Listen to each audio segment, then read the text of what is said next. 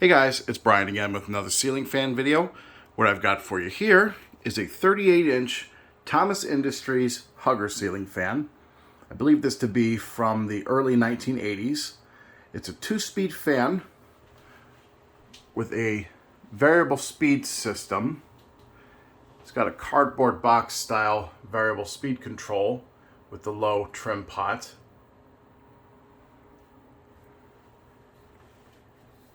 It's a really gorgeous fan. Textured brown color with dark wood blades. I'm not exactly sure what you would call that type of wood that is used on these blades, but if somebody knows, comment down below. I drove all the way down to Dayton, Ohio a couple of days ago. 7-hour round trip, 3.5 hours there, 3.5 hours back.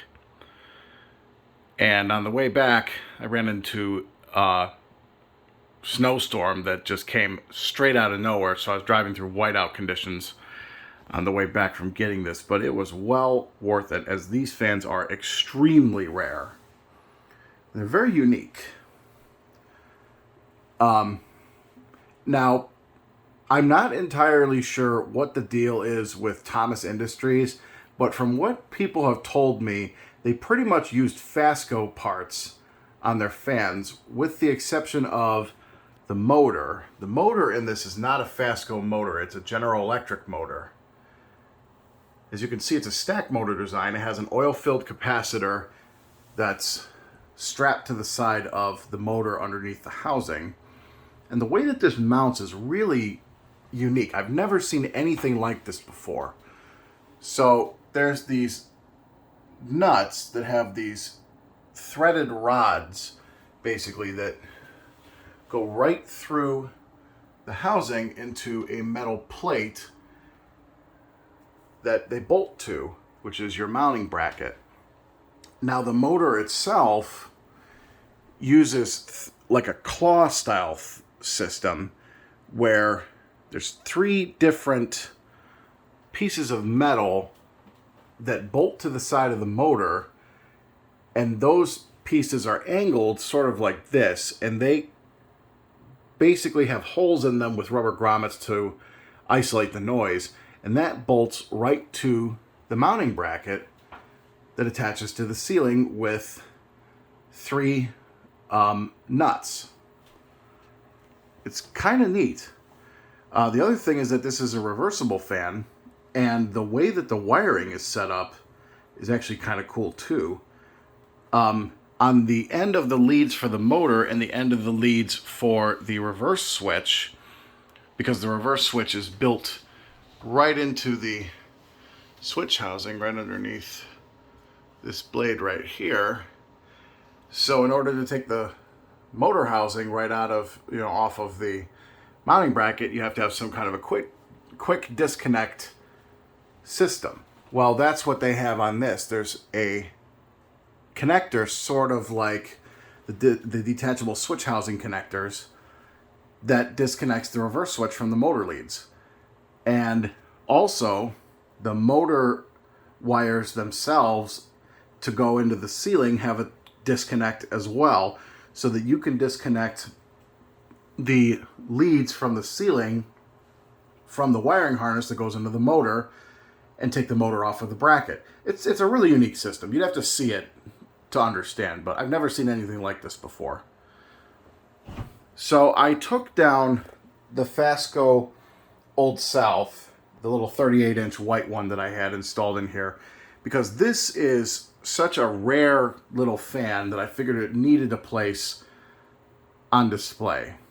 And also because I have all brass and brown and copper fans in here, the white really didn't work. Anyway, enough yapping. Let's go ahead and fire it up. We're going to start with low. Unfortunately, it did not come with a cap for the switch housing.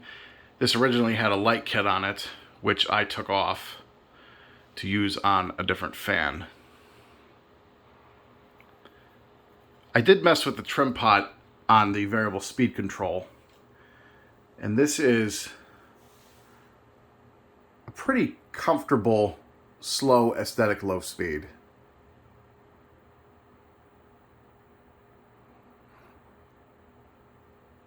The motor is a tiny bit stiff, so kind of have to give it a little more oomph on the speed control to get it to where it won't stall out, or at least on the trim pot.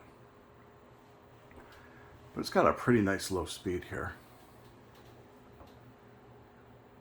No humming whatsoever. The fan is completely dead silent.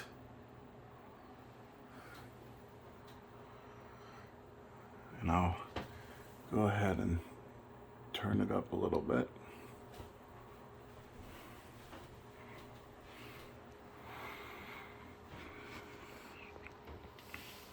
So, those of you watching this might think that this is very similar to a Fasco product, and you would be right, except for the fact that Fasco never made a Hugger fan. At least not one like this. Now, from what I understand, Thomas and Fasco had a bunch of lawsuits between the two companies, and it was over the design that Fasco pretty much came up with that Thomas was copying and using on their fans, being the drop flywheel design like this. Although I thought I remembered someone saying that Thomas fans use a lot of Fasco parts, which I could see that because the switch housing is very, very Fasco.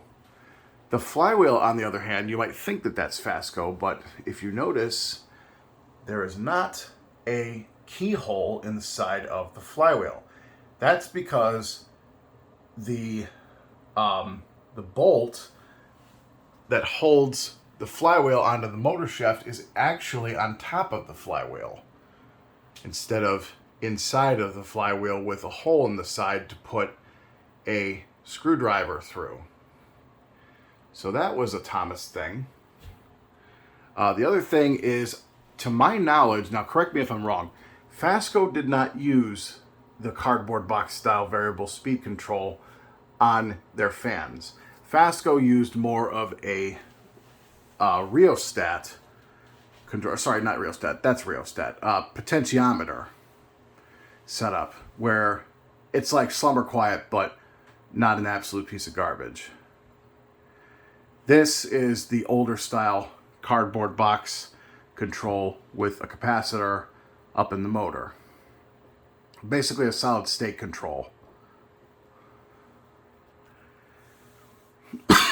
Excuse me.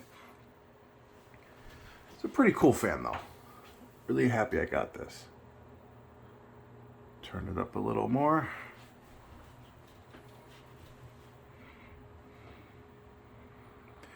Now, one of the blades is slightly warped, so it's a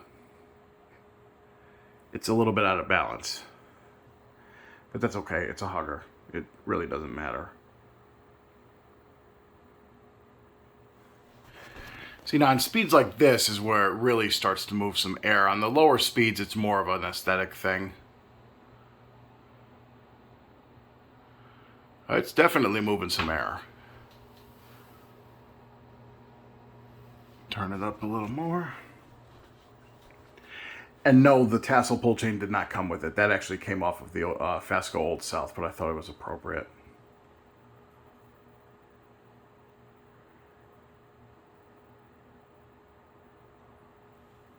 And actually, I made a mistake just now. The blades are not warped. One of the arms is slightly bent, so I'll have to mess with it and put it back. But anyway. Oh yeah, she's definitely moving some air.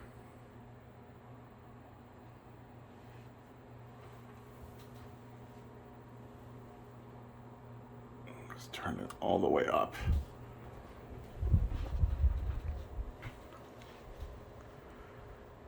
Oh yeah, dead silent and pretty powerful.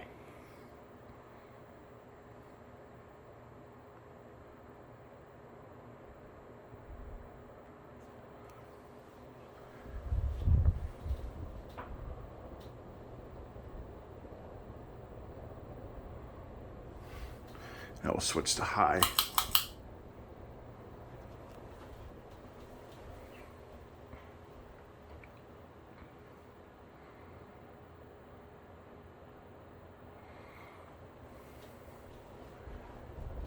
It's a good performing fan.